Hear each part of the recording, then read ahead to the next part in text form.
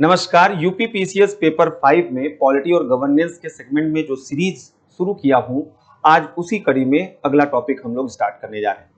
आज का जो टॉपिक है वो नीति आयोग की तर्ज पर उत्तर प्रदेश में जो स्टेट ट्रांसफॉर्मेशन कमीशन का गठन किया जा रहा है उसके बारे में है। जैसा आप सभी लोगों को मालूम है कि आज की जो दुनिया है वो बहुत ही प्रतिस्पर्धी है। हम वैश्वीकरण के एक ऐसे दौर में रह रहे हैं जहां हर एक देश वह इस विकास के दौड़ में सबसे आगे निकलने की कोशिश कर रहा है और ऐसे दौर में आपको विशेषज्ञता की जरूरत है, आपको बेहतर थिंक टैंक की जरूरत है जिससे भविष्य का दृष्टिकोण स्पष्ट हो। क्योंकि चाहे वह राजनीति हो या समाज, अर्थव्यवस्था हो या यहाँ पर संस्कृति, हर एक क्षेत्र बहुत बड़े परिवर्तन के दौर से गुजर रहा है और ऐसी स्थिति में राज्य को भी नीतियां बहुत ही सोच समझकर और नई परिस्थितियों के अनुरूप निर्मित करनी होगी और यही वजह है कि थिंक टैंक की भूमिका पूरे विश्व में आज महत्वपूर्ण हो चुकी है। वैसे तो अमेरिका और यूरोप जैसे देशों में थिंक टैंक का प्रचलन बहुत पुराना रहा है, लेकिन अगर हाल के वर्षों में हम देखें कि कई देश बहुत तेजी के साथ उभरे, जिनमें से चाइना का नाम लिया जाता है और यह माना जाता है कि चाइना के भी ग्रोथ में वहां के थिंक टैंक यानी वहां पर एनडीआरसी यानी national development and reform commission का बड़ा योगदान माना जाता है। और भारत सरकार ने भी आगे चलकर यह आवश्यकता महसूस किया कि हमें थिंक टैंक की जरूरत है। हालांकि हमारे यहाँ योजना आयोग पहले से था, लेकिन योजना आयोग में ब्यूरोक्रेट्स की संख्या हमेशा से ज्यादा रही है और एक विशेषज्ञ निकाय के रूप में वह अपनी भूमिका नहीं निभा पाई है। और ऐसे में अब 2015 में जब नीति आयोग का गठन केंद्र सरकार के द्वारा किया गया तो उत्तर प्रदेश में भी अब इस तरीके की बातें यहां पर चल रही है। यानी भारत सरकार के नीति आयोग की तर्ज पर उत्तर प्रदेश राज्य नीति आयोग के पुनर्गठन का प्रस्ताव अब आखिरकार मंत्रिमंडल से पारित भी कर दिया गया है और इस पर काम भी चल रहा है। यह नया आयोग स्टेट ट्रांसफॉर्मेशन कमीशन होगा। लखनऊ के योजना भवन में इसका मुख्यालय होगा। आपको मालूम होना चाहिए कि मुख्यमंत्री इसके अध्यक्ष होंगे और यह जो आयोग है वह वैसा ही आयोग बनाने की बात चल रही है जैसे केंद्र में नीति आयोग है। आपको मालूम है कि जब नीति आयोग का गठन किया गया था तो उस वक्त नीति आयोग ने तत्कालीन सपा सरकार को प्रदेश में राज्य योजना आयोग की जगह राज्य नीति आयोग के गठन का प्रस्ताव भी दिया था। हालांकि सपा सरकार द्वारा उस समय उस प्रस्ताव पर कोई कार्रवाई नहीं की गई, लेकिन 2017 में जब प्रदेश में सत्ता परिवर्तन हुआ और तब राज्य योजना आयोग के उस वक्त के उपाध्यक्ष नवीन चंद्र वाजपेयी ने अपना इस्तीफा दिया तो उस इस्तीफे के साथ ही राज्य योजना आयोग का विघटन हो गया जो 1972 से ही यहां पर कार्य कर रही थी।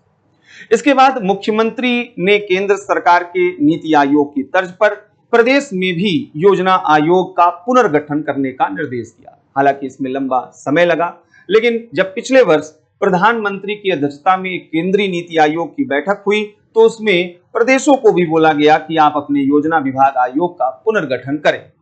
ऐसे में मुख्यमंत्री द्वारा स्टेट ट्रांसफॉर्मेशन कमीशन का प्रस्ताव लाया गया और वह गठित भी हो रहा है। इस स्टेट ट्रांसफॉर्मेशन कमीशन के अध्यक्ष मुख्यमंत्री होंगे और इसमें एक उपाध्यक्ष होंगे। मुख्यमंत्री उनका चयन करेंगे जो लोक प्रशासक, शिक्षाविद या विभिन्न क्षेत्रों के विशेषज्ञ हो सकते हैं। उपाध्यक्ष का जो मुख्यालय है वह लखनऊ स्थित योजना भवन ही होगा। इसके अलावा यह राज्य जो नीति आयोग का गठन हो रहा है स्टेट ट्रांसफॉर्मेशन आयोग का, इसमें 10 सदस्य होंगे और यह सभी 10 सदस्य विभागों के कैबिनेट या राज्य मंत्री होंगे। इनमें से कुछ विशेष आमंत्रित सदस्य भी हो सकते हैं। इनके साथ साथ अगर मुख्यमंत्री की अनुमति होगी तो ही स्टेट ट्रांसफॉर्मेशन कमीशन में कभी भी किसी भी तरीके का संशोधन किया जा सकेगा, अन्यथा नहीं।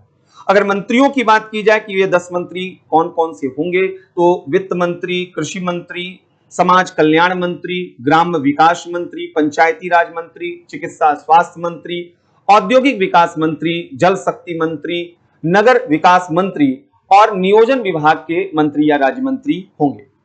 इनके साथ ही साथ शासकीय पदेन सदस्य जो यूपी है ये आयोग में मुख्य सचिव के अलावा 11 विभागों के हेड भी इसके शासकीय पदेन सदस्य होंगे। यह इन विभागों के अपर मुख्य सचिव हो सकते हैं, प्रमुख सचिव या फिर सचिव हो सकते हैं। इसके अतिरिक्त मुख्यमंत्री द्वारा कुछ लोगों को नामांकित किया जा सकता है जो सामाजिक क्षेत्र से संबंधित विषय विशेषज्ञ होंगे, कृषि या अन्य संवर्गीय सेवाओं से संबंधित विषय विशेषज्ञ हो सकते हैं, अर्थव्यवस्था वित्त क्षेत्र से संबंधित विषय विशेषज्ञ हो सकते हैं और औद्योगिक विकास, निवेश, प्रौद्योगिकी, ऊर्जा आदि क्षेत्रों से संबंधित विशेषज्ञ हो सकते हैं।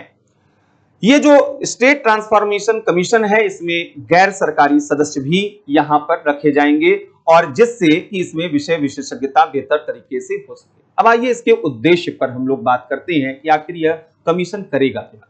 असल में इस कमीशन का उद्देश्य वर्ष 2027 तक उत्तर प्रदेश की अर्थव्यवस्था को $1 ट्रिलियन का आकार देना है और यह इस दिशा में काम करेगा। मुख्यमंत्री की अध्यक्षता में गठित किए जाने वाले एसीटीसी यह राज्य की नीतियों के नीति निर्धारण के लिए थिंक टैंक और ज्ञान के भंडार के रूप में काम करेगा। यानी यह राज्य सरकार को महत्वपूर्ण सुझाव देगा जिस पर राज्य सरकारें कार्य करेंगी। इनके साथ साथ स्टेट ट्रांसफॉर्मेशन कमीशन राज्य के भौतिक, वित्तीय और मानव संसाधनों के सर्वोत्तम उपयोग के लिए भी सुझाव देगा। आयोग सामाजिक विकास योजनाओं के क्रियान्वयन में आने वाली बाधाओं की पहचान करेगा और उन्हें दूर करने का भी सुझाव यहां पर देगा।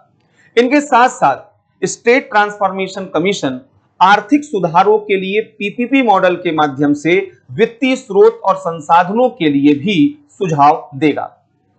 आयोग के द्वारा यह भी ध्यान दिया जाएगा कि जो सूचना तकनीकी या डिजिटल प्रौद्योगिकी है, आधुनिक संचार साधन है, कैसे उनका अधिक से अधिक उपयोग किया जाए और उच्च तकनीकी संस्थाओं को कोऑर्डिनेट कर नॉलेज का लाभ लेने के लिए रिसोर्स सेंटर और नॉलेज हब के रूप में भी आयोग काम करेगा। आयोग सरकारी तंत्र की कार्यप्रणाली में परिणाम आधारित कार्य पद्धति को बढ़ावा देने के लिए कार्य करेगा। राज्य के विकास के लिए नीतियों में नए ज्ञान, नए दक्षताओं, नवाचारों इनका भी समावेश करने का काम वह स्टेट ट्रांसफॉर्मेशन कमीशन के द्वारा किया जाएगा।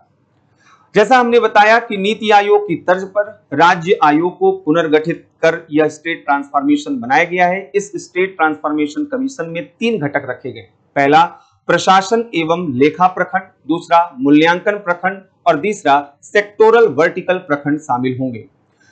प्रशासन और लेखा जो प्रखंड है इसका, उसमें अधिष्ठान व लेखा से संबंधित काम होंगे। यह प्रखंड पहले की तरीके से ही काम करेगा और अपर मुख्य सचिव, प्रमुख सचिव और सचिव नियोजन के अधीन होकर काम करेगा। मूल्यांकन अगर प्रखंड की बात की जाए तो यह नीति आयोग के विकास, development monitoring and evaluation office की तरह जो भी योजनाएं होंगी उनके सतत मूल्यांकन का काम करेगा। अगर सेक्टोरल वर्टिकल प्रखंड की बात किया जाए तो इसके 7 सेक्टर होंगे। इनमें अर्थव्यवस्था और वित्त, कृषि एवं संवर्गीय अवस्थापना एवं औद्योगिक विकास, सामाजिक क्षेत्र, विज्ञान प्रौद्योगिकी, इमर्जिंग सेक्टर, समन्वय और नागरिक विकास सेक्टर शामिल होंगे। स्टेट ट्रांसफॉर्मेशन कमीशन यह एक उत्तर प्रदेश के परिवर्तन और रूपांतरण में बेहद महत्वपूर्ण कार्य कर सकता है।